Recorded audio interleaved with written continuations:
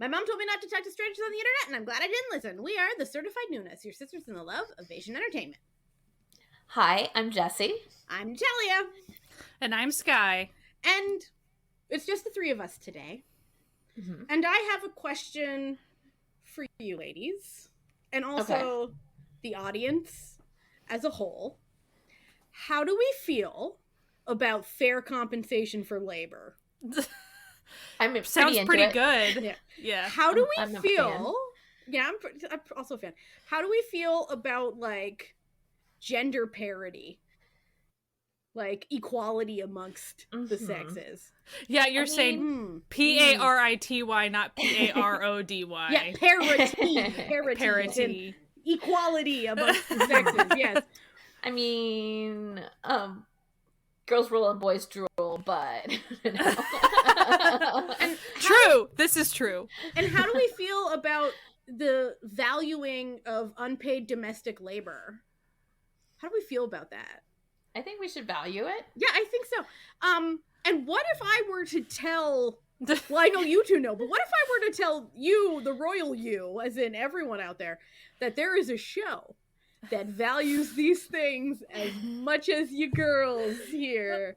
That's right. We're here to talk about one of the greatest wins for a fair and just society that have ever been put on television. The Japanese show, Time Wife Escapist, aka I Married as a Job. We Married as a Job. Sorry. When I tell you, this show is too good. It's really presenting us a utopian of what can be. Shocking how good it is. Mm-hmm. You don't expect it. Like, you don't expect it through the posters, like the synopsis. You just don't. You don't know where you're going with this. And I started watching it because I was like, contract marriage, say less. That's like my favorite trope. But it was so much more. Mm-hmm. It was so much more. So it's an 11-episode drama that came out in 2016, but made it to Viki last year. And I know Sky and I immediately watched it. Well, and now it's on Netflix. Mm-hmm. Which was just recently added to Netflix. Just recently. Yeah, just recently, like in, I think, January or something. Yeah. And has the best relationship, perhaps, of all time, maybe? Also, I just need to point out the couple in the show got married after the show, so, just putting that out there. Just side note, a little sprinkle of spice in there for you. We all love reel to reel, you know, big fans. But yeah, so we're here to talk about this J-drama that it's so good. It's a very much a like, it was so nice. I do think one of the really cool things is, like, the reality is marriage as a legal binding contract is choosing to be domestic partners and split duties and money and all types of very boring crap. But who does it usually get dumped on versus who's earning the money, all these things, right? Like, and so and no one ever really wants to actually have conversations about that, because marriage, as you know, it gets romanticized and all that other, but like, so this show steps into like what is marriage as like a domestic partnership, essentially, and let's actually talk about it. And I love it because, and I'll say it here, I really do think that anyone considering getting married, or if you are married, like I highly recommend the show because you should have conversations like this. Yes. Like, and people will say, "Oh, it's too good to be true," all this stuff. You should actually have conversations about who's doing domestic labor, what value is that, how they're feeling about it, and then one of the also things that I think the show does really well is that it shows the like renegotiations of things, like after a while, understanding that like it can't, what you've like established can't be go on forever. Like, so there's like reevaluations of what's going on. Maybe things have changed. like maybe someone's working, or like just mentally they're not like feeling well, or that sort of thing. And like it's really nice to see that like that show not only like focuses on the other stuff, but also realizes that it's like an ever evolving type of situation. Like, you're gonna have to continue to have new conversations about new circumstances that will happen, and you might have to completely change your contract setup that you have in order for everyone to feel valued and stuff like that. And life changes too. Like, and people will think like, oh, that's so unrealistic. And it's like, honestly, if you're domestic partners, you should be having conversations almost identical to some of these conversations. So like, anyway, that's just kind of the PSA of it's really cool. But we haven't even told you what the show's about yet. So I'm pulling a Sky and I'm pulling us back to the beginning. So we set the scene where you meet in sort of a mockumentary style, as in like it's as though she's being interviewed for some sort of documentary, which is a running gag throughout the show that they, anyway. No. You meet a 26-year-old named Moriyama Mikuri. And she has a master's degree in psychology, but can't find a job. Everywhere thinks she's either, you know, too educated or not educated enough. So she's working as a temp office worker, but then she gets laid off, even though she's the best temp office worker. And the reason is, well, you have such a good degree that we think you'll be able to find a new job really soon. Ha ha ha ha. Laugh, she says. So then her father's like, hey, I own a cleaning company. You can just work for my cleaning company because I have someone who needs a cleaner every Friday and you're good at cleaning. So she goes off to become a housekeeper every Friday for this gentleman named Suzaki Hiramasa. And he's what my grandmother would have called an odd duck. He's very straight to the point, very socially awkward, just likes to do work, and wants his house to be cleaned to his level of satisfaction, but not in like a mean way. Like he's not like mean about anything. He's just like, so we'll do it on a trial basis, and if I like how you clean, I'll hire you. Well, very straightforward. Very straightforward. Turns out she likes cleaning, and he loves what she's putting down in the cleaning department. But then, the big crisis. Her dad says he's retiring, and suddenly, very quickly, like within a month, he and his wife, so her mom, are moving to the countryside because it's been their dream to live in a, you know, antique wooden house. That type of trope of just parents piecing out on like adult daughter children just is We're still living with them. Yeah. It's such a J-drama thing. Like, oh my gosh. So they're like, yeah, you can move with us to like this small town, and she's like, where there's even less job opportunities for me? Okay. So then she goes to the guy and she's like, listen, I'm really sorry about this. Like, I know that finally you have a cleaner that you like and that does everything that you want to do. And I really liked working for you, but my parents are retiring and moving. So I won't be able to clean for you anymore. Unless. Ding, ding, ding. And then she's like, but maybe we could get married. Like, she's like, ideally, I would just be your live-in housekeeper, but, like, I don't think my parents would, like that if, like, a single woman and a single man were living together.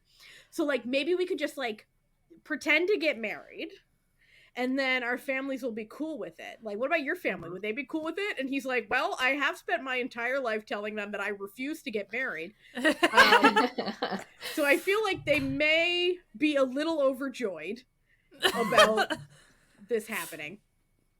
And then they have a contract marriage, and it goes from there, essentially. Like, that's the end of the actual, like, plot. The rest is just, like, their married life going from contract to inevitably, you know, spoiler alert, maybe some romance forms between them. But it's also so nice because at first it's really, like, it's essentially employer-employee. Mm-hmm. And then it starts being kind of a quiet friendship / coworkers is what it feels like. It really feels like a friendship that just they're just roommates, like they were roommates. Be nice to each other essentially. And so the romance is very slow, which I thought was lovely. And very also realistic for those two people. Yeah, but it's also really nice because it allows for the growth, especially of the main lead, the male leads, like his growth in his self, because he is so kind of like socially not confident and all this stuff.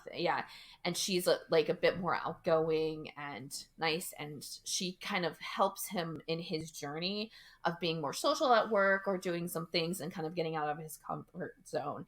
And so it was really nice that like the show focused on that aspect before like it really dived into them having like a relationship. So they were kind of like building up this like foundation of like, even her, she was starting to like find fulfillment in her life because she was able to provide this like cleaning service, and she was doing something that she found that she did well and was being appreciated for it. And like, so it showed that they grew in like themselves as human beings, and then they became a romantic coupling. So it's like they had that like path of like finding themselves first and then finding that relationship. And then the way even the contract marriage was set up, I think there was essentially like they weren't going to always necessarily stay together. There was kind of like there's like a trap door at the end, right? Like eventually we will probably split up later on or something. Yeah, and I think there was like a like if you found someone that would be like it easy, like we're not even gonna try, you're gonna be able to leave this contract, like nobody's gonna like keep each other here. Did they so for contract marriage side, did they ever have the rule you can't get feels? No, that was never because it wasn't a concern. It wasn't a concern for him. It wasn't a concern, but wasn't there like a point in when they started to like have feelings for each other? He's like, we didn't do that. We didn't put that in, and like he kind of freaks out about it. It has a full scene of him having a mental breakdown as he sits there looking at the clause that says if one of us falls for someone else, and then he starts typing like if the employer and the employee, and then he's like backspace, he's like, no, I can't write this, like what am I gonna do, like I didn't account for this. Which is so adorable, adorable, so adorable. The entire show, it's like hyper respectful of like just her space and just letting her do her thing, and it's great. Now I have to say, like respectful of everyone too. Yeah. It's like any single person. He is like very much not into people being like overworked or like underappreciated or undervalued. Like just across the board, it doesn't matter if they are like contracted by him or not. He's very much from the very beginning. That's one of his like big stances. Yeah. Now, of course, two people does not a show make. So we have a lovely cast of kooky, fun characters. Of course, J-dramas love their families too. So the first one that we have is the aunt of Mikuri, Moriyama Mikuri. So her aunt, who is a high-powered businesswoman who never married in her 50s, who was dealing with the fact that society now is like, oh, you're old and never married, so you're useless. Despite the fact that she has a incredible job and a happy life, this is constantly just being shoved in her face. There's even like a point where like a younger woman is like, basically there's this dude, we'll get to him, who's like interested in this the aunt character who's younger than her, and there's a younger woman who's like, why would he pick you over me, like you're old, and she's like, does it hurt you to know that you're looking at your future right now, that one day you will be me, and will you think that you are old and useless to like everyone? Like, has that not occurred to you in your 25-year-old head yet, that one day you will be a 50-year-old woman? No? So there was that aspect. Then, of course, you have her love interest, who is this handsome dude who works with the husband, who's like a project coordinator at their software company. He's like and the big man on campus. yeah, he's like the hot guy. He's not married. He's never has wanted charisma. To be married. Yeah, he's sexy. He always he's got a buys sexy everyone little like goatee. food, and like the morale of the entire department goes up. Yeah. And then we have the husband's two other friends. This family guy who's kind of bad at his job, but everyone likes him because he's just a nice guy. And then this middle-aged gay man who's very interested in everyone's tea.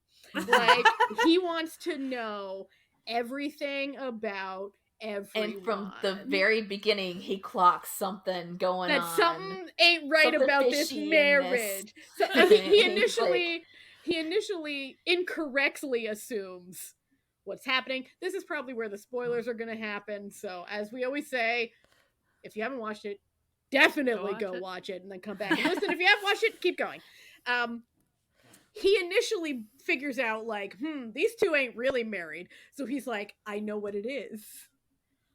He's gay, she's a lesbian, but their parents are homophobic. So they're like beard marrying. Like, oh, it's so beautiful. Like, just the classic gay lesbian alliance that has been throughout time. What I want to say about his character though is it's all very subtle. Like, as far as he doesn't have a heck ton of screen time. He has some. Yeah. So whenever he's given some, like, it clocks pretty quick, like, so it shows like he's understanding. A lot of it's very subtle. And him as a character, as far as like clocking him as gay, it's not a caricature. It's not. No, he's just a gay man. Like, everyone's like, oh, I wonder if they're like, and so instead of it being like, this is our gay friend, they'll be like, oh, do you have a boyfriend yet? And he's like, no, still single. So it's like, it doesn't matter that he's gay. That's just it doesn't matter. However, they do this really nice thing with his character. He's not on for very long, but he has an actually like really great character arc to him. Yeah. Because they start to touch on the fact about how he has to live in society as a gay man and it not being conducive to him having like relationships or like marriages and that sort of thing. And they like really integrate that into his character really well too, which kind of like also informs you of like why he's so like kind of invested in others, because other like people's he kind relationships of has this like sense of like, since he can't in his own community because of the world around us, he can't do those like kind of like fulfillment things. He's kind of like investing his like self into others, kind of just like escaping into them. And age is also an aspect of his life as well. So between the aunt and him talking about like being older, they become like besties, him and the aunt. The fact that they hit on this stuff is just like in this show, it's so incredible. Cool. Yeah. And then like that's great. But what I love about his character is like the other three guys will be having a conversation about something that this guy would most definitely want to know about. And they'd be like, man, like, I haven't seen your Suna around. I wonder where he's at. And then the camera will pan and he will be like crouched behind the couch, like just listening, like, ooh, I got all the hot goss today. Like, and the amount of times that there's like a scene with people just talking in the office and then like the back of the couch cushion will shift and you'll just see his like eyes behind the couch and you're like, okay, come on. Well, and sometimes you can tell he only got a certain part of a conversation, so you know exactly what he's going to misunderstand out of it. And so he's a really good source of comedy without it being too ridiculous, really. It's also, it doesn't get too grating. Like, it's very like, you know how like his character like in other drama like this would be the one who's constantly trying to really kind of aggressively find out ladder stuff climb or something weird. Or like, you know, it be a thing where it becomes like it could really affect the two people negatively. But he's not that way. He's aggressive, he's just nosy, wants to know, but it's not like because he's going to ruin their lives with that information. I think and he's sort of like, there's this one scene, like this one series of scenes where initially the guy who has kids was supposed to go over to their house for dinner with his kids. But then he couldn't go because, like, part of this guy's character is that every time he and his kids are supposed to show up, something happens to one of the kids. Like, they get kids always have a fever, like it's just like always or, like yeah, there's always something.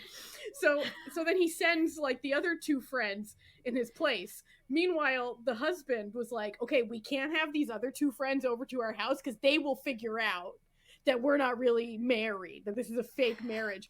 So they show up, and then the husband goes to pick up the guy and his kids that he thinks is picking up at the station, but these two guys show up, and he's like, here's how you get to my house. I texted you that I had to do something. And he just like, books it. And he's like, take your time, walk slowly. And just, he runs home as fast as he can to be like, quick, like hide everything that like could indicate that we're not married. And then immediately the doorbell rings, and both like the handsome guy and the gay man are just like sweat covered, like panting. It's like, we ran here too. What are you trying to hide? But then he shows up and he's walking around the room and he's looking at what the wife cooked. And he's like, Cookpad? Like, were you using the Cookpad app for this? And she was like, yes. And he's like, well, I'm one of the main contributors. Isn't it a lovely app? And it's just like, it turns like the conversation on its head. And she loves his recipes. Yeah, and so she's always cooking his recipes. It's so endearing. It's really sweet. Oh. And they have lots of cute moments together. Like, it's great. Yeah. And then the wife character, so the main character, also has a best friend character, who's a married woman with a child who finds out her husband is cheating on her and decides to divorce him against the objections of her family and his family. The kid is very young. Like, like under a year. Like under a year, Still, it's really sad, actually. Like, it's actually incredibly sad. But she's like, and she sort of is talking about this, another part of expectation for married women. And she's like, I don't see why I should have to suffer with this man who clearly doesn't respect me because society says that's the best thing for my child. And she goes, am I doing the right thing? Like, am I going to ruin my child's life by doing this? And then the main character's like, absolutely not. Like, would you rather your child grow up in a house where their parents hate each other? Or would it be better to have one parent who loves them? And it's just like, And I think of all, the people I knew growing up whose parents hated each other and stayed together for the kids. And as soon as they like went to college, they get divorced. And then you're just thinking, you're like, and how pretty much to the T, every single one of them was like, I wish they just divorced when we were kids. Like, would have just made life easier. So it's, but it's another societal expectation that it's turning over its head where it's like. It also like talks to kind of about like how like she's the one who's taking care of the kid. It's not even like the husband is contributing anything except for money. Like, so it's like, why wouldn't it be fine if like the wife piece, like she already is doing everything. Nothing's with the kid, gonna change. So nothing will change except for like that money, essentially. So it's like every single conversation has like so many like different things that happen. And then also we kind of brushed on it a little bit, but how the main husband dude, how he interacts at work. So like we kind of said, like he's kind of all about making sure no one gets taken advantage of. Like he's I'd almost say he's militant. Like he's very, he makes sure that everyone's going to get like, not have to overwork. Like you better get paid for your work, like take care of yourself. Like he's very into that. But so like there's conversations around work culture because of that. And how kind of some of those expectations, and they don't go super, I don't think they don't spend a lot of time on it, but they brush on those things sometimes with like overtime or whatever, or because the type of work is, they sometimes do have to pull very grueling long hours to fix their software problems. And so like how that either affects family life or whatever, but also they better be getting paid appropriately. Like that's always a big deal to him. The show is just, I recognize that it is presenting a utopian ideal of a relationship, but this isn't a utopian ideal that's unattainable for people. Mm-mm. Like, this is an attainable ideal if people just start being real cool about stuff.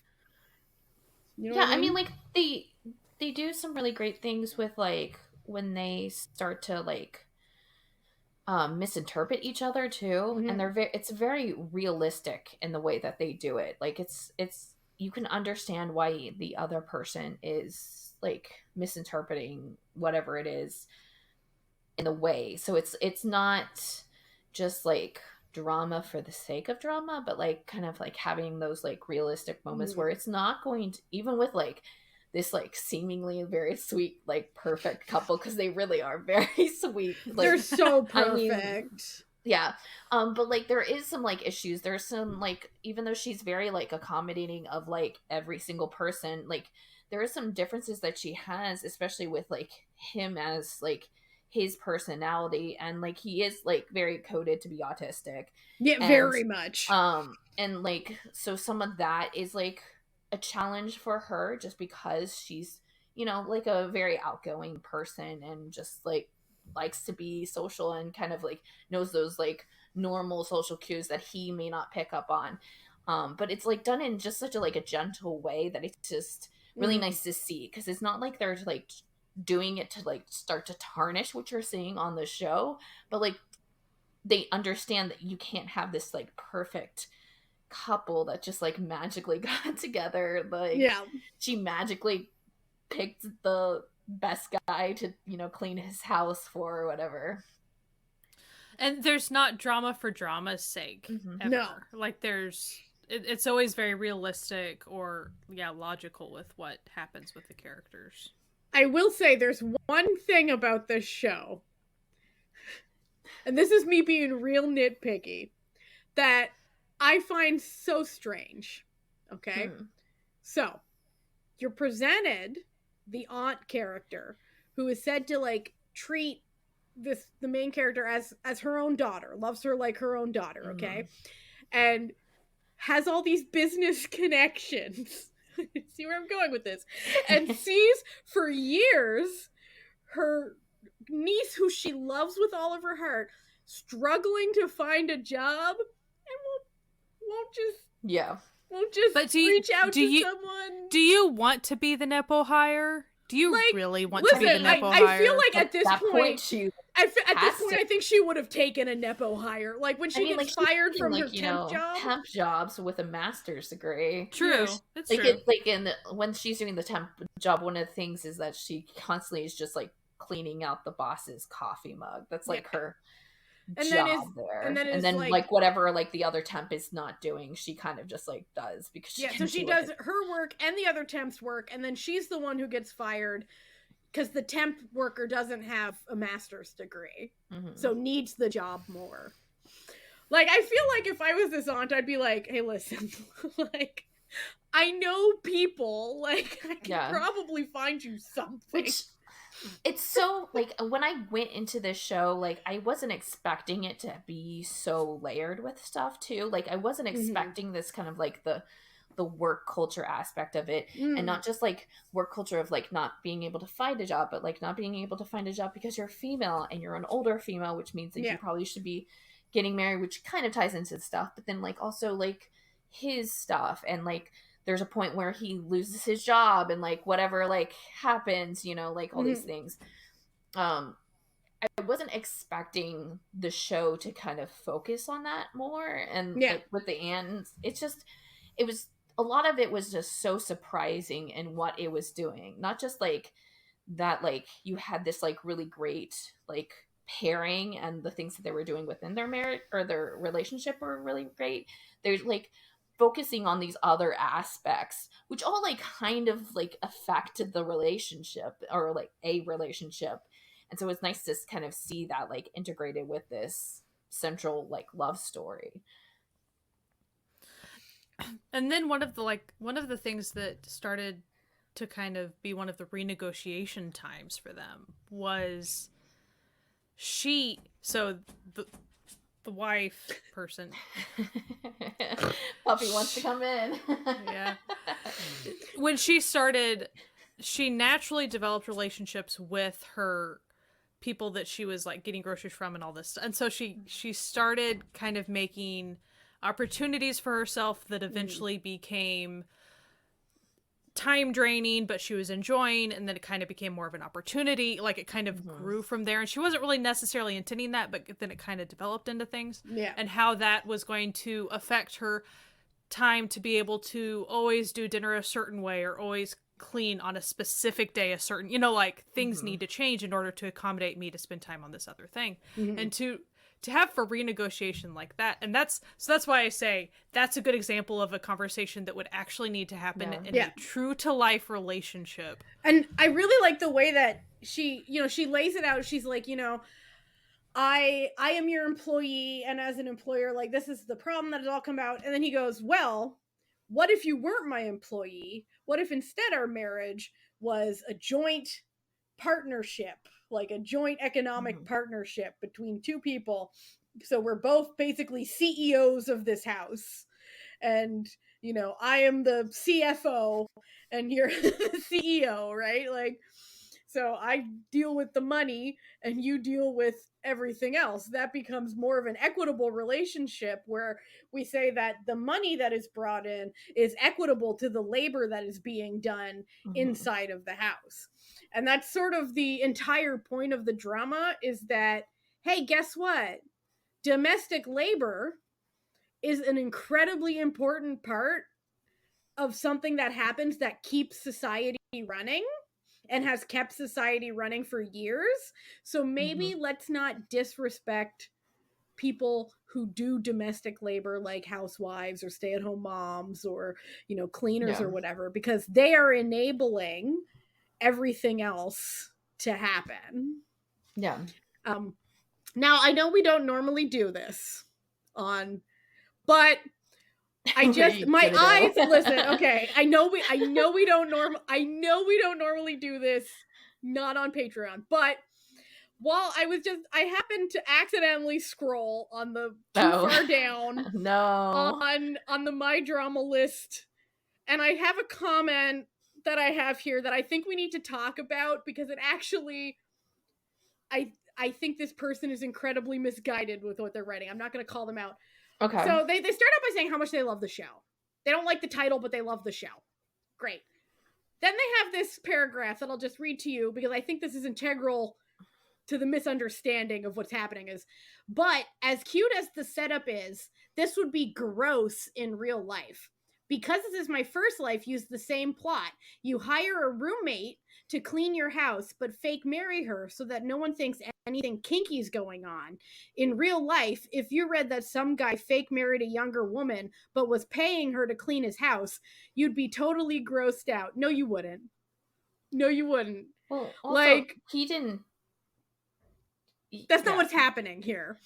But also, I think this is a gross misunderstanding. Again, that leads into this like concept of like what the value of domestic labor is. Because I hate to tell this person, but men have been marrying women for far less savory reasons than wanting them to clean their house for years. And it's also kind of like there needs to be conversation had, and I think the drama shows that like conversations need to be had to like figure out things so you don't have these misunderstandings. And clearly this commenter, like, you can't just take the like surface thing, like the surface theme, and like imply it to be like, that's weird, that's gross, when we can sit there and have a conversation about like why they did it and what they did it, especially in context of it being a Japanese society, which is completely different than other places too. Like, variety of different reasons. I also think there's always something to be said for every relationship, every marriage, and every family unit and every individual is incredibly different, and they have different needs and desires, and they are going to live life in a different way than even their 5 coworkers. Literally, no family unit is the same, no marriage is the same, no dating relationship is the same. Yeah. And honestly, I love, you know, the romance aspect, it's super cute. But honestly, if this drama never even went there, it would have still it been would still wonderful. have been, it would have been a cute marriage if they still wanted to keep. That's the thing. Marriage is entirely different for every single person that chooses to get married. Mm-hmm. Yeah. And so, and that probably age doesn't matter, but I feel like as you get older, you realize every marriage is different, every relationship is different, every person is different. So everyone's going to live life very differently and make completely different choices. And the two people that need to be discussing it are the two people in the marriage and classifying what that is. Not and an is outsider. It anybody else's business? No. Heck no. And I don't want to like call this commenter out because I don't know them. I don't know their situation, but the way they wrote that seems incredibly naive to me. Mm-hmm. And probably, you know, I don't want to say, I think this person who's writing it is probably on the younger side. Yeah. Because they don't, and that's why I brought up the age. I feel like that's the assumption there. Because it's like somehow indicating that this guy is some sort of creep, when in fact she was the one who proposed the partnership. Mm-hmm. The female character is the one who asked to change to potentially seeing each other in a romantic way. Gap, if you take the years, okay, yes, there's a gap, but it's not like she was young when she started. She's not 18. She's 25 and he's 35. Yeah. Like, that's it's not terrible, especially because the show clearly tells you where she is mentally in her life. The only thing that's holding her back is society and getting a job and that sort of thing. Mm-hmm. But like mentally, she is advanced. It's not like she's immature and and emotionally kind of like she's more mature than he is emotionally at the beginning. So like not much, because both of them are pretty awkward. And having a direct conversation about choosing to partner up for resource reasons, essentially, and to get along in society for that, like, that is a very mature conversation. Yeah, and also that's kind of what marriage was for most of history. Yeah, but also, like, it is now. How much stuff do you guys, like, as the single person on this podcast, like, think of the things that, like, you get out of having, like, a second person, even if it's just, like, them, like, being able to, like, do a load of laundry while you go do something else. Like, take care of you when you're sick, do things for you. Oh, let me tell you, taxes, having credit, like, all this stuff, like, you kind of are forced to be in a relationship to do some things and to be able to, like, just live.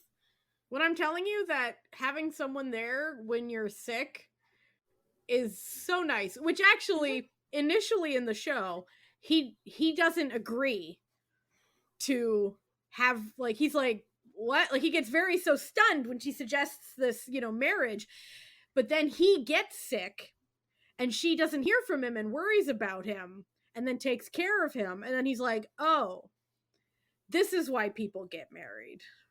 Oh, I see the value of having another person there. Yeah.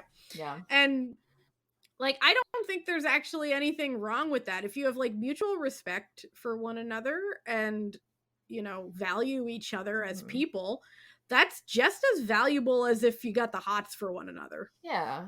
Because, listen, having the hots for one another, that may fade.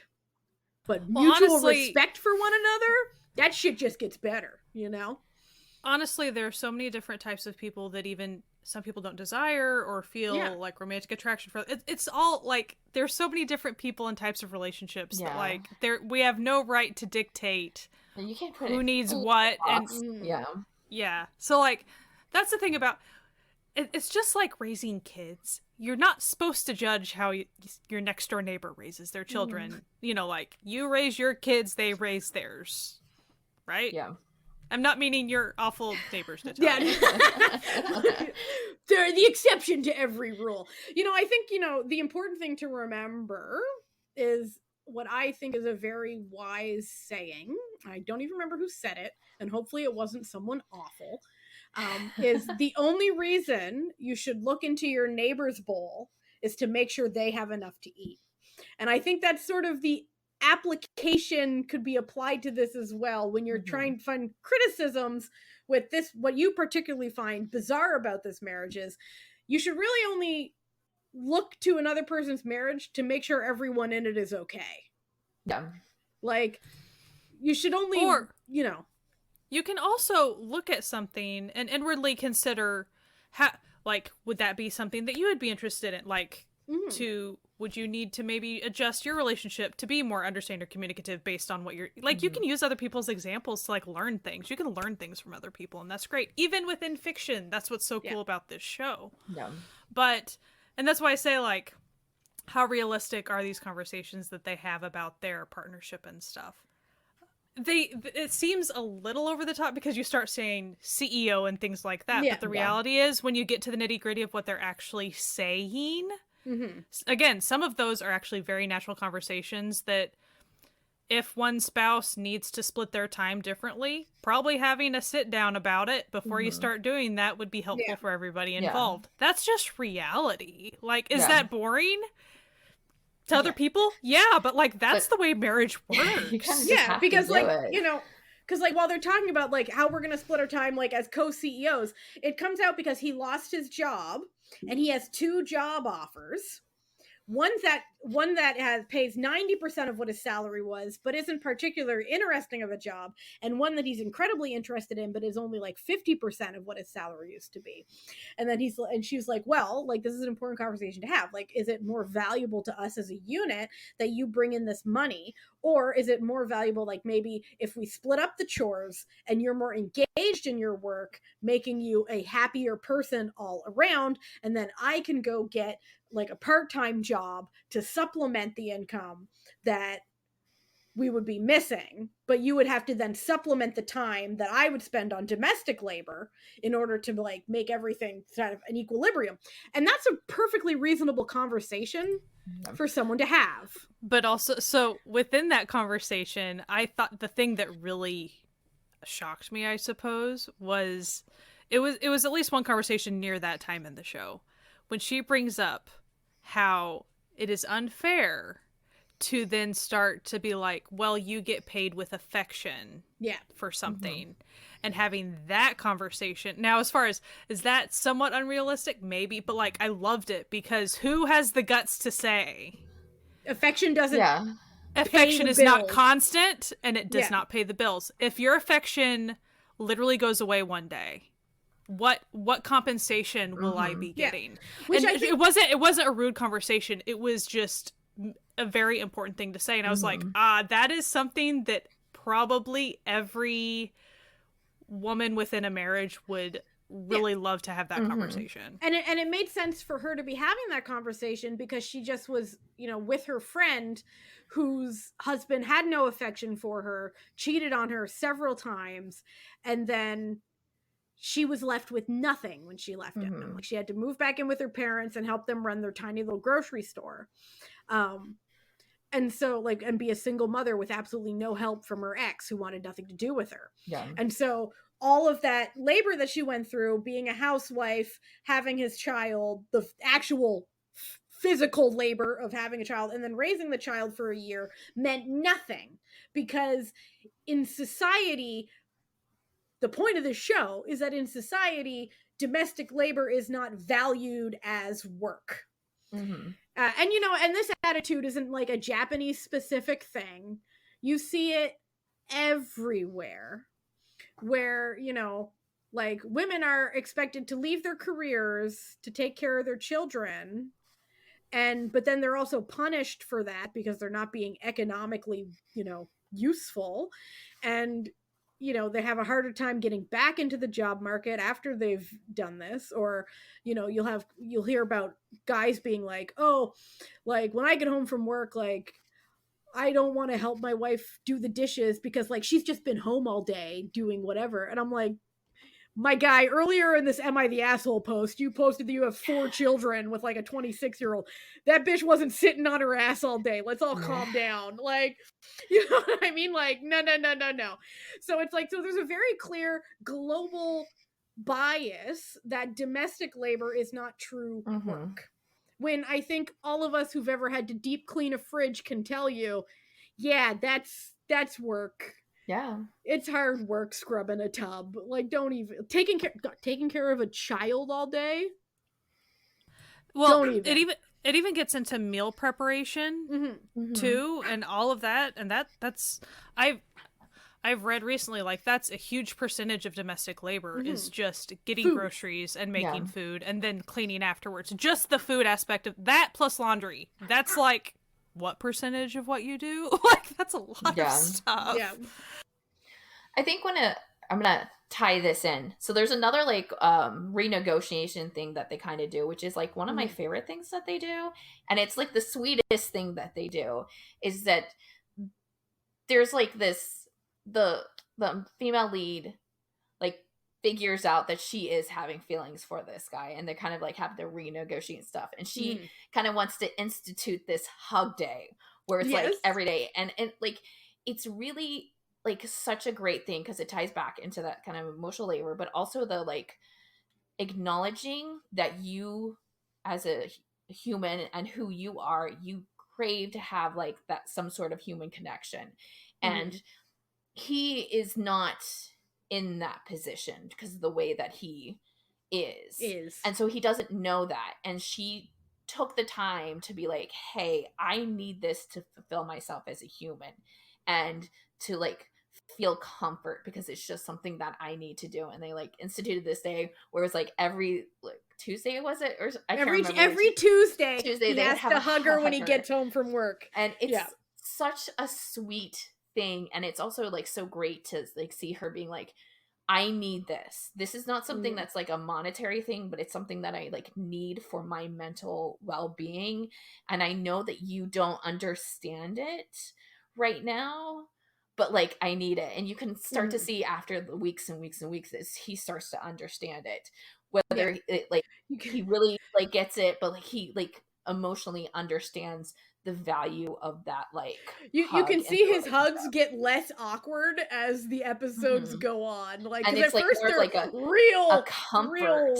Yeah, it's like if they're having a bad day, or like if there is something that like is troubling them, or like they've had like a fight or whatever, there's something, it's kind of like their truce time, like it's their like time to be like, no, we're gonna acknowledge that we are both in this, we're humans, and we need to do something very human and that focuses on our relationship. And it's the sweetest thing. It's like one of my favorite things that they did in that show. And wasn't there even a time that he had to work overtime or something, and then he thought he was going to totally miss out on hug day, and he was like super bummed? Yeah, it was so cute. Oh my gosh. And then one time she wants a hug like before hug day, and she's like, can you pay me early for hug day?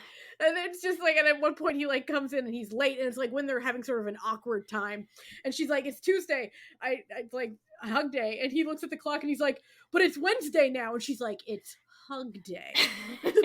We hug now. It's lovely. It's just a lovely show. I know you're all asking yourselves, longtime listeners, does Natalia think her mom would like it? Would Mama Joe love this show?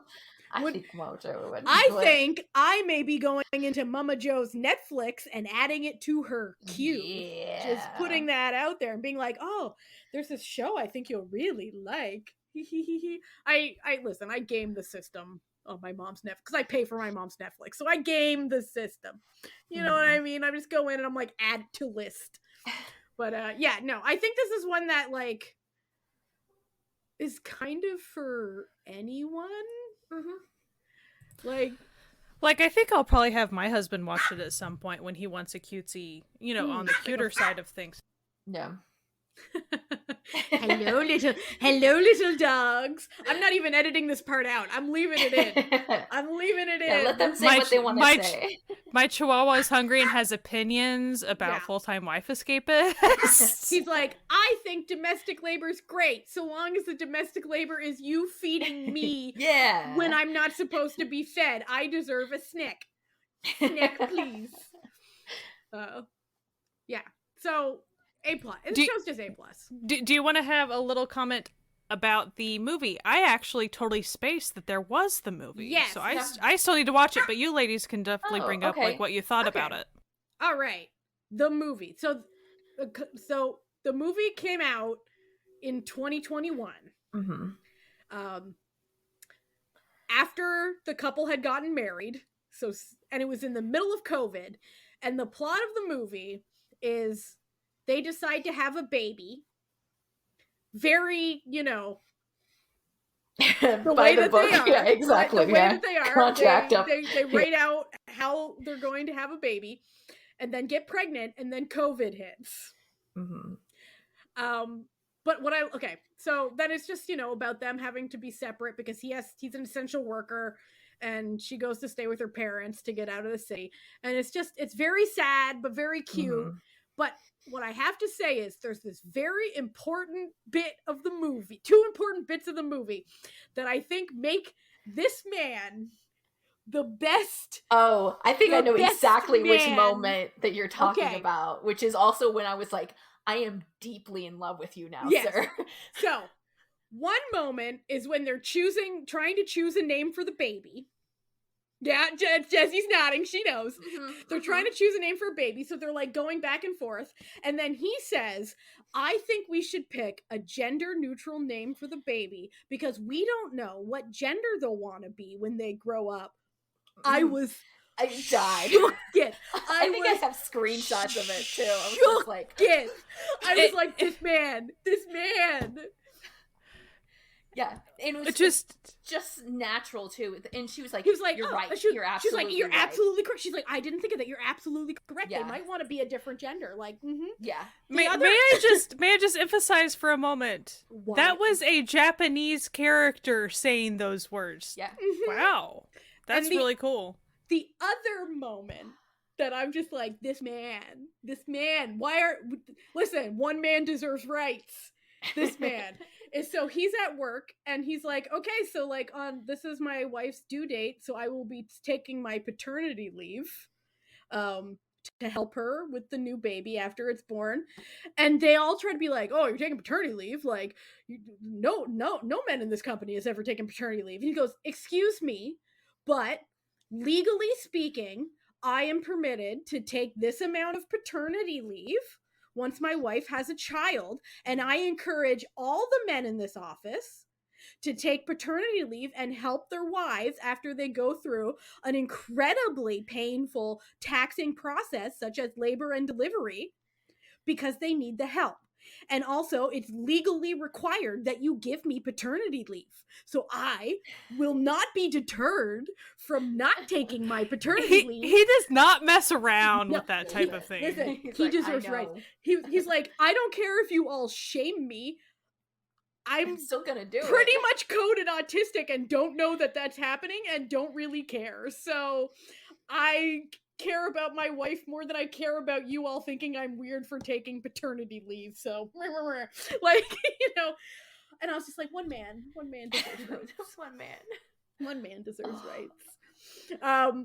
He's so awkward, but like you can tell like the character is gonna be the best dad too. Yeah. There's like this one part, it's so funny. They're like messing around with him and like talking about the baby. He's like, you will not take my baby from me, or like before he's born. It's like the movie is so a lot of times I find like when they make like a movie to like go with a show, the movie you're just kind of like, okay, like you're like sad afterthought, essentially. It's like just sort of like, great. okay, we didn't need to do this. Yeah. Like this wasn't necessary. When I say this was the perfect bookend to the show, not only the perfect bookend, but the movie was, you can tell there was a sense that they made this movie for people during COVID. Like that's like all they did it for, to help was people who were suffering. Like have this really sweet like story where like you see people who are in the middle of COVID and having like, their families separated because of it and that sort of thing, but like having this really like comforting movie and hopeful to watch. Sort of thing. And I think it was really nice because I felt like it was really meant to like connect to people, like a sense of like, don't worry. Like, I know everything is scary and hard to understand, but we can still find joy in life. Yeah. And it's a lovely movie. Sky, you gotta watch it. It is. Yeah, I totally spaced that. That's fine. But there's even one point where, like, she's with her parents and they're watching the news, and like a Japanese entertainer has passed away from COVID, and they deal with that because the dad's like really upset about that, and it's kind of like starts to get the reality of what's going on, and they even like kind of like focus on that too. So it's like I could see someone maybe not wanting to watch it because of the COVID aspect of it, but it's really like they don't like toy around with it. They like dive headfirst into what COVID is doing, but have this like really great, sweet story that's like very hopeful and nice, and just like a good like release to watch. Nah, I don't cry while watching things, but my eyes may have gotten a little misty at some parts. Not a full tear. Nary a full tear fell, but I was like, okay. This is very emotional and sweet. Another thing I want to mention about the show was at the end of every episode, there was this little dance thing. Yes. Because if you don't, we haven't said it, but Jun Hoshino is the main actor, and he's a songwriter, crazy popular musician in Japan. That's like what he's known for, is his music. So the like ending credits is one of his songs, and they do this little dance, and it got really popular. And like all of the characters do it. It's so cute. It's super cute. And another thing the show does that I genuinely love is it like riffs off of like daytime television shows. So every time like a character is having a like internal crisis, it'll like cut to like as though they're being like interviewed on the street, or as though they're in like, for example, like on one episode, all of these little interstitials are like as though they're on like the Japanese version of like Antiques Roadshow. And like them being like, yes, what is the value of me? And like, you know, being like, is it worth, you know, am I worth nothing, or am I, you know, worth, you know, all of this? Or, you know, there's one where it's like when they finally get together, where they jokingly have them be on like the Newlywed Show, where, you know, like they'll come out and be like, hi, we're like newlyweds, like, and it's really quite a cute, fun little way to like get this sort of like the point that the show is trying to make across in like fun, cheesy, cute ways. And I just thought the show was excellent all around. Yeah.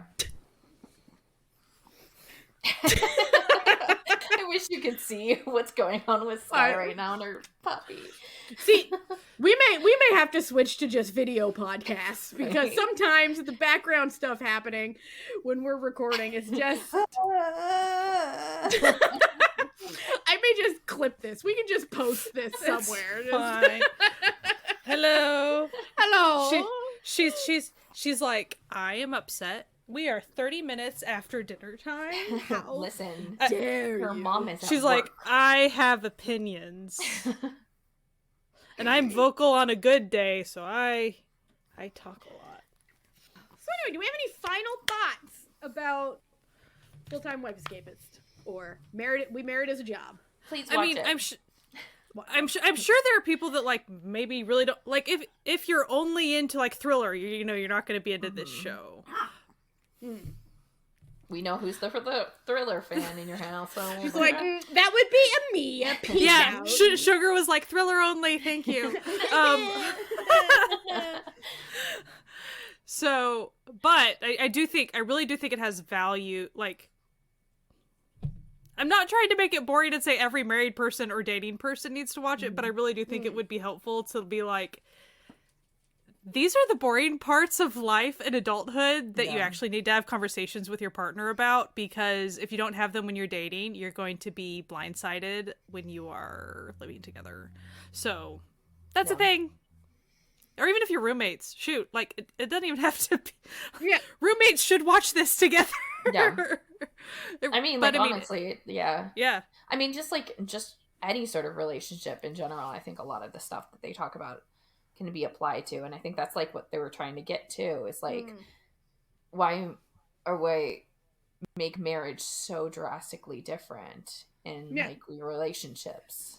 And I think I think what is sort of like, if we're gonna call it dangerous to the status quo, is that this presents an idea of an actually fair and equitable marriage that I think is missing for most people. Mm-hmm. Let's be honest. Look out for your straight girlies out there. Like, the average conversation with a straight woman about her marriage is not this. Yeah. It's not this. Like, listen, Sky and I are the exceptions, not the rule here. But like, you know, like, I've heard things, and I've heard things from almost every married woman I know that makes me go, you know, you don't have to be married. Well, but or even often it's, you know, you don't have to put up with that, right? Yeah. Like, go have a at the very least, go have a conversation about that is what usually needs to be said, you know, minimally.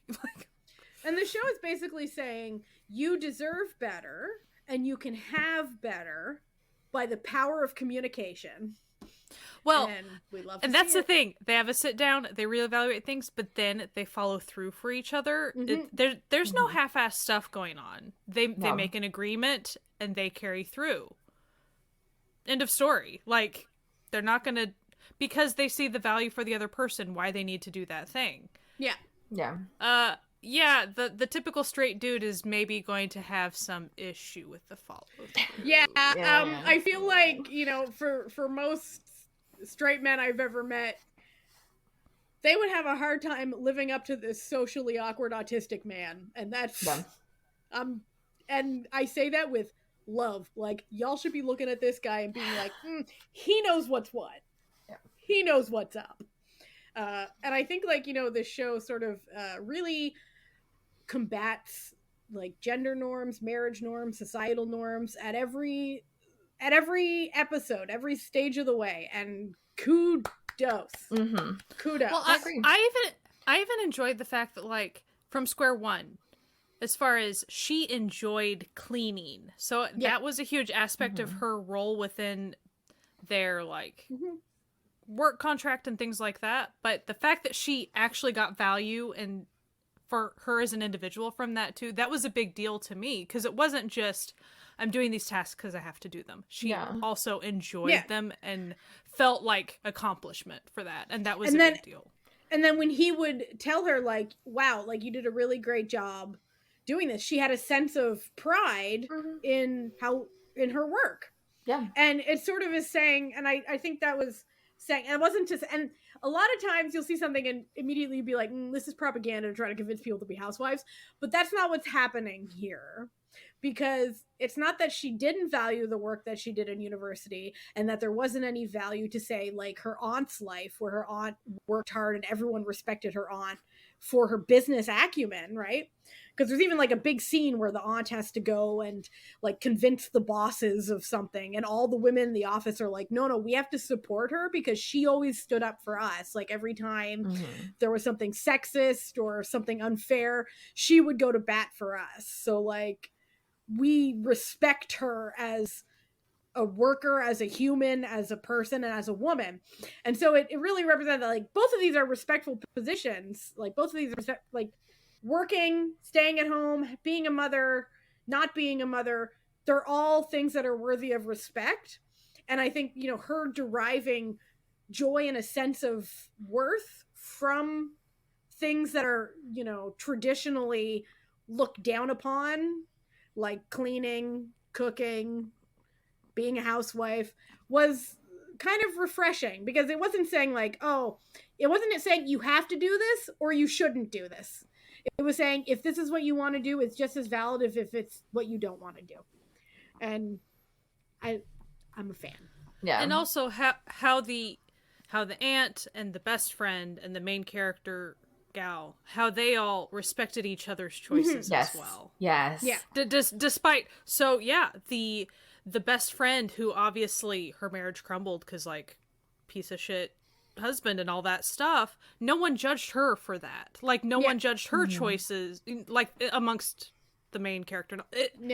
Everyone was supportive of each other, and I really, that was good too. It's always good to have female characters supporting each other. And there's actually a really nice scene where her and the friend are talking, and she was saying, like, you know, you weren't really around when I first got married. And the friend's going, well, I assumed that you, like, didn't really respect me for getting married young and having a child. And then instead of saying, like, oh, I never did that, like, you're, you know, she goes, I'm really sorry that that's how I made you feel. Like, I would never disrespect you for your choices. Like, and I think you're an incredibly strong woman for doing what you're doing. And it's just like, yeah, there was a lot of points in this show that they didn't invalidate, like, other people's emotions or, like, thoughts and feelings about things. And it made just watching the show even more special. And any of the characters, so even like the gay coworker guy and his, like, dating that you eventually get to see and stuff, like, everyone was so supportive, but not in an unrealistic way. Like, it always just seemed genuine, and this is how you have a healthy relationship with all the people around you, essentially. Like, it was good. Yeah, it's a lovely show, and I really think everyone should watch it.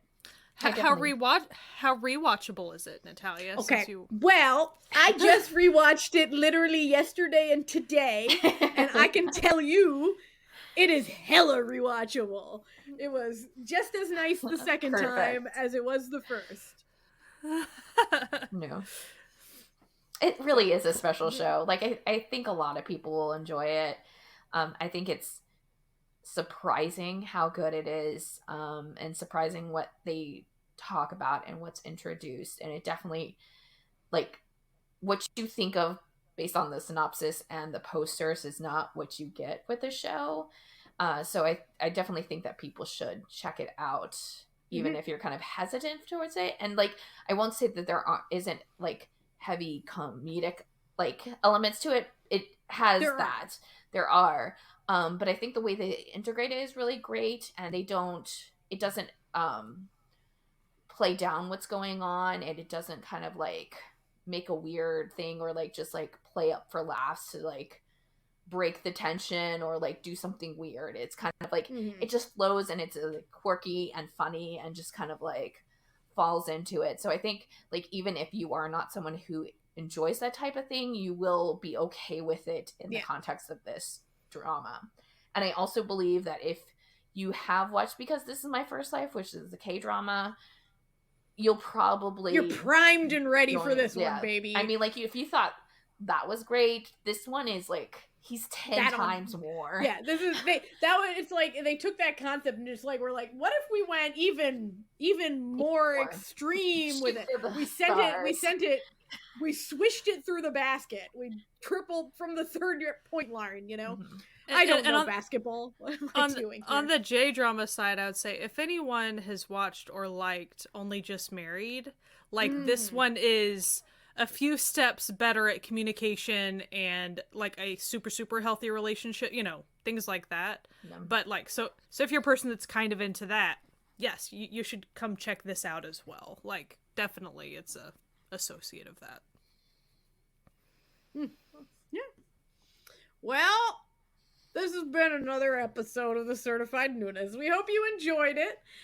You can listen to us wherever podcasts can be found, but you can also find all of our episodes on YouTube, where you should go and like our YouTube channel, because we also do live streams and they're really fun and we have a good time.